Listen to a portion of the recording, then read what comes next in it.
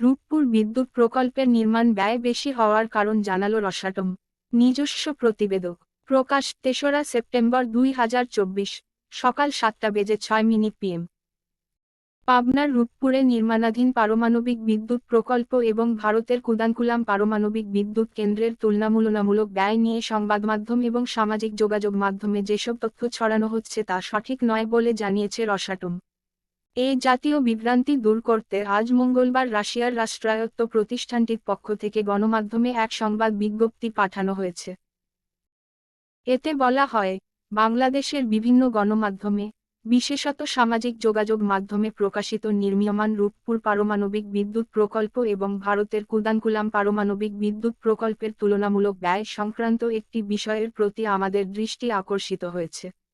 বিষয়টি জনমনে বিভ্রান্তির সৃষ্টি করছে বলে আমরা মনে করি। বিজ্ঞপ্তিতে